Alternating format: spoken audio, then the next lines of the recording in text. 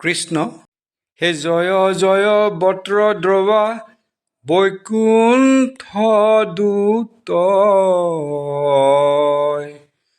হেহি স্থানে নিজ গুৰু ভৈলন্ত উদয় হে জয় জয় ব্ৰত দ্ৰৱা বৈকুণ্ঠ দূত হেহি স্থানে নিজ গুৰু ভৈলন্ত উদয়।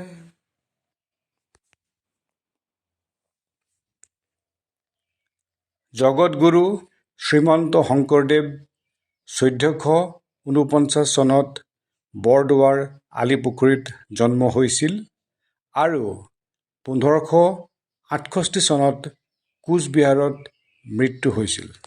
যোৱা 10-5-2026 তাৰিখ দেওবাৰে মই আৰু মোৰ পৰিবাৰ তথা যোৰহাটৰ ঢাপকটা অঞ্চলৰ এটি দলে বৰদোৱা থানত সেৱা জনোৱাৰ মানসেৰে বাছেৰে ৰাওনা হৈছিলোঁ। দেৰগাঁৱৰ পৰা শ্ৰী ৰঞ্জিত বৰুৱা আৰু শ্ৰী সুৰেণ ফুকন সহ দুটি পৰিয়ালেও আমাক সংগ দিছিল। এই গোটেই কাৰ্যসূচীটো শ্ৰী উজ্জ্বল বৰাদেৱ আৰু তেওঁৰ সংগীসকলে আয়োজন কৰিছিল। বাছত যাওঁতে আমাৰ আই আৰু বাপসকলে হৰিনাম গাই পৰিৱেশটো বৰ সুন্দৰ কৰি গৈছিল।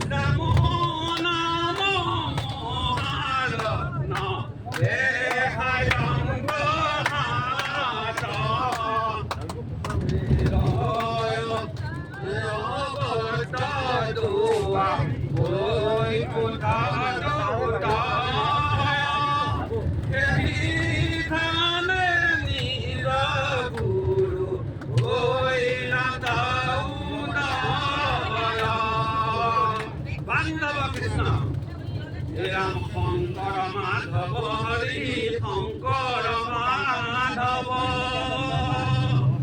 দুয়োজনা গুৰু আমাৰ পৰম বান্ধৱ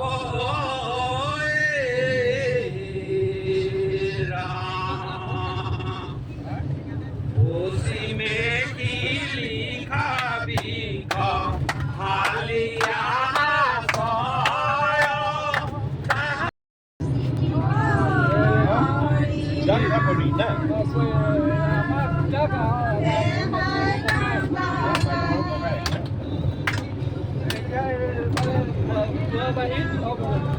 আমি ৰাতিপুৱা 11:30 বজাত বৰদোৱা থানত উপস্থিত হৈ এটি কোঠাত অলপ জিৰণি ল'লোঁ। তাৰপিছত ধুতি পাঞ্জাবী পিন্ধি মূল নামঘৰত শৰাই আগবঢ়ালোঁ।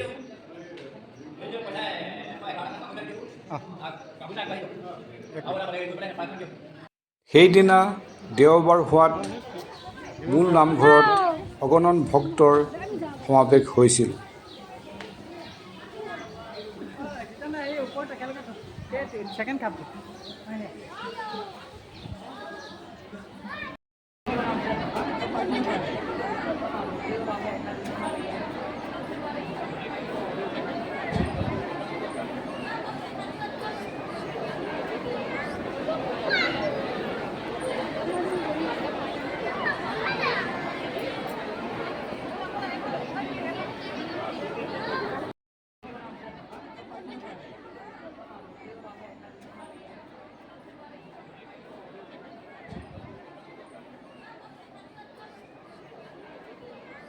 মূল নামঘৰৰ কাষতেই এজুপি শিলিখা বৃক্ষ আছে।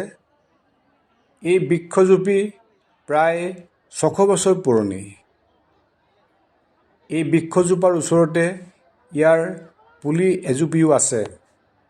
এই বৃক্ষজোপা চাই থাকোঁতে হঠাতে এজন বয়োজ্যেষ্ঠ ভক্ত উপস্থিত হ'ল আৰু আমাক শিলিখা বৃক্ষজোপাৰ ইতিবৃত্ত জনালে। যেতিয়া কাগজ নাছিল, গুৰুজনে 80 গছৰ চাল কাটি কাগজ বনাই তাত হাইএংগল পলিচ কৰি শিলিখা ৰস, কেৰাগৰ ৰস, গৌমূত্ৰ এই তিনিটা চিয়াই কৰি সেই শিলতে বহি দশমা কীৰ্তন লাগিব এইবাৰ বৰ 600 বছৰ 600 বছৰ ন? আৰু ইয়াৰ পুলি হ'ল সেইটো 600 বছৰ এইজোপা নহয় জানো? আৰু ইয়াৰ পুলি সেইটো নহয় জানো? এতিয়া অক্ষৰমুখী দেখিলে নাই হে? অক্ষৰমুখী দেখিলে অসমত দেখা নাই। হা পদচিহ্ন চালে কি কয়? পদচিহ্ন চালে হা নাই নাই পদচিহ্ন কোন হেৰিত আছে? ইয়াত আছে পদচিহ্ন। আচল মেইনভাগ সিফালে আছে অঁ নহয় ইয়াতে আছে নি?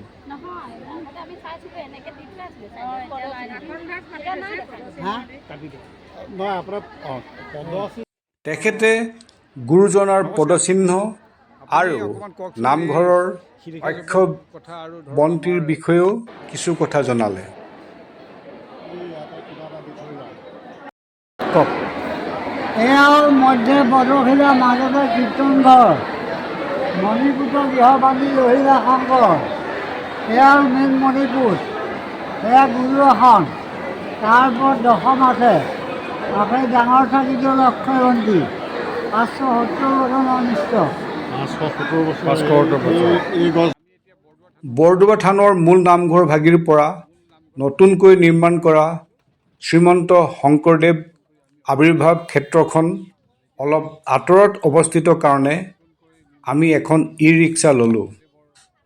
আমি এতিয়া বৰদোৱা থানত আছোঁ আৰু মূল নামঘৰ ভাগ দৰ্শন কৰিলোঁ আৰু মূল নামঘৰ ভাগ দৰ্শন কৰি আমি অতি আনন্দিত হ'লোঁ। যেতিয়া আমি নতুনকৈ নিৰ্মাণ কৰা শংকৰদেৱৰ ক্ষেত্ৰলৈ আমি আহি আছোঁ। ধন্যবাদ।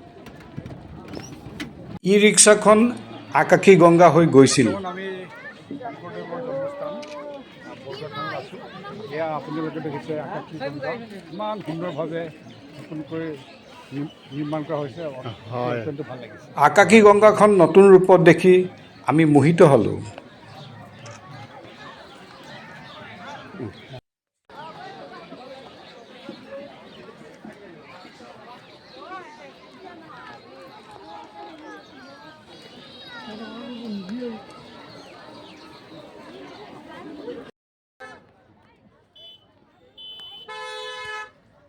এনেদৰে আহি আমি শ্ৰীমন্ত শংকৰদেৱ আৱিৰ্ভাৱ ক্ষেত্ৰৰ মূল প্ৰৱেশদ্বাৰত উপস্থিত হ'লোঁ। বৰদোৱা থানলৈ আহিছিলোঁ আৰু এই নতুনকৈ যি শংকৰদেৱ আৱিৰ্ভাৱ ক্ষেত্ৰ নিৰ্মাণ কৰা হৈছে প্ৰায় 165 বিঘা মাটিত আৰু ইয়াৰ 227 কোটি টকা ব্যয় সাপেক্ষে এই প্ৰকল্প বৰদোৱা থান বৰপেটা ধাম একান্ত ভকতে কৰে কৃষ্ণ গুণনাম দবা কাহৰ ধ্বনি শুনি শীতল কৰা প্ৰাণ মধুময় হৰি নাম হে বৈকুণ্ঠ ধাম মধুময় হৰি নাম হে বৈকুণ্ঠ ধাম সেয়ে কাশী গয়া বৃন্দাবন ভজা সবে হৰিৰ চৰণ হে বৈষ্ণৱ। আমি বৰ্তমান শংকৰদেৱ আৱিৰ্ভাৱ ক্ষেত্ৰত আছোঁ। শংকৰদেৱৰ জন্মস্থান বৰদোৱাৰ আলিপুখুৰীত। এই আৱিৰ্ভাৱ ক্ষেত্ৰখন কেন্দ্ৰীয় গৃহমন্ত্ৰী অমিত শ্বাহ ডাঙৰীয়াই 2025 চনৰ 29 ডিচেম্বৰত উদ্বোধন কৰিছিলে। অসমৰ মুখ্যমন্ত্ৰী শ্ৰীযুত হিমন্ত বিশ্ব শৰ্মা ডাঙৰীয়াৰ উপস্থিতিত এই নিৰ্মাণ ক্ষেত্ৰখন প্ৰায় 165 বিঘা মাটিত নিৰ্মাণ কৰা হৈছে আৰু এই শংকৰদেৱ আৱিৰ্ভাৱ ক্ষেত্ৰখনৰ ব্যয় প্ৰায় 227 কোটি টকা। গতিকে এই চৰকাৰৰ এই যিটো পদক্ষেপ আমি নিশ্চয় এই নিৰ্মাণথলীত উপস্থিত হৈ ইয়াৰ 7 খলপীয়া গুৰু আসন, শংকৰী দেৱবাদ্য খোল, জাপি আকাৰৰ নাটঘৰ, তাল, পালতৰা নাও, ভগৱান শ্ৰীকৃষ্ণৰ দশৱতাৰ ইত্যাদি দেখি আমি আপ্লুত হ'লোঁ। বৰদোৱা থানৰ পৰা ঘূৰি আহোঁতে নগাঁৱৰ মহামৃত্যুঞ্জয় মন্দিৰভাগো দৰ্শন কৰিলোঁ।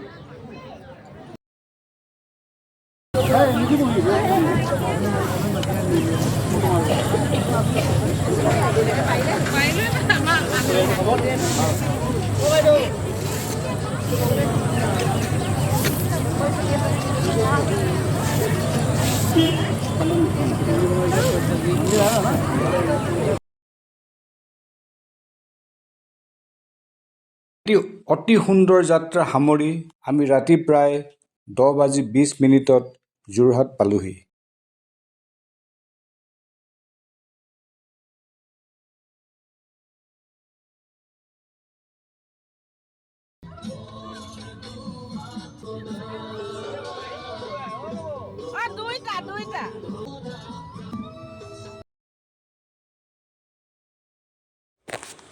মই আৰু মোৰ পৰিবাৰে ঢাপকটা অঞ্চলৰ সংগীসকলক লগ পাই অতিশয় সুখী হ'লোঁ। ধন্যবাদ।